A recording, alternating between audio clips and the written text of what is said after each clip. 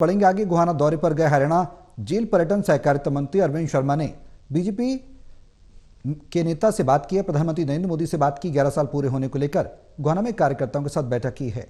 उसके बाद कहा कि 11 साल के मोदी के शासन को पूरा करने के संकल्प से सिद्धि तक का यह कार्यक्रम है।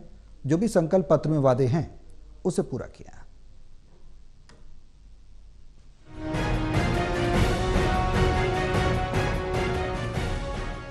गोहाना दौरे पर गए हरियाणा जेल पर्यटन सहकारिता मंत्री अरविंद शर्मा ने प्रधानमंत्री नरेंद्र मोदी के 11 साल पूरे होने को लेकर गोहाना में कार्यकर्ताओं के साथ बैठक की। उसके बाद कहा कि 11 साल के मोदी के शासन को पूरे हुए संकल्प से सिद्धि तक ये कार्यक्रम है। जो भी संकल्प पत्र में वादे किए उसे पूरा किया। हमारी सरकार आखिरी छोर तक आम गरीबों को लाभ मिले इस सोच के साथ काम किया। किसान, मजदूर, दलित, पिछड़ा वर्ग, महिला, कर्मचारी, व्यापारी वर्ग, खिलाड़ी, हर वर्ग को लाभ मिल रहा है।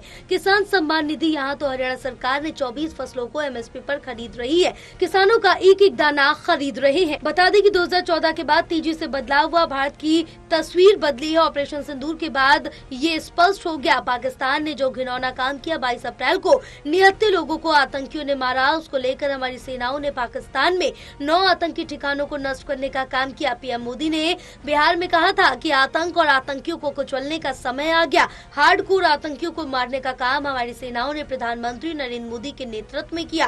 किस प्रकार से पाकिस्तान ने ड्रोनों और मिसाइलों से अटैक किया, मगर हमारा कुछ भी नुकसान नहीं हुआ। कि 2014 के बाद जिस तरह से देश तेज गति से बदला है, बदलाव हुआ है, हर एक कैटेगरी में बदलाव हुआ है।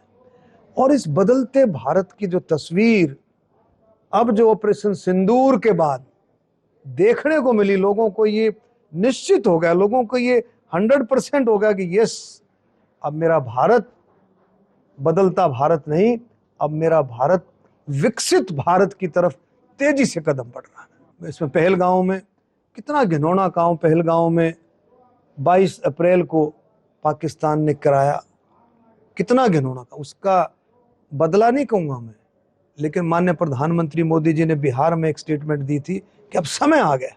पूरा देश गुस्से में था कि अब समय आ गया है, आतंकवाद और आतंकवादियों को कुचलने का समय आ गया है। मंत्री अरविंद शर्मा ने आगे ये भी कहा कि ये अच्छे दिन ही है। मोदी के नेतृत्व में लोगों ने तीसरी बार सरकार बनाई है। कोरोना काल में लोग भूख से मर रहे थे, जब पीएम मोदी ने गरीब कल्याण अन्नदाता योजना चलाकर 80 करोड़ लोगों को मुफ्त राशन देने का काम किया। उज्ज्वला योजना, घर घर जल योजना, हाईवे निर्माण करवाया। लोग खुश है, इसलिए बीजेपी सरकार केंद्र और प्रदेश में बनाई। ये अच्छे दिन ना आते तो कौन तीसरी बार सरकार बनाता।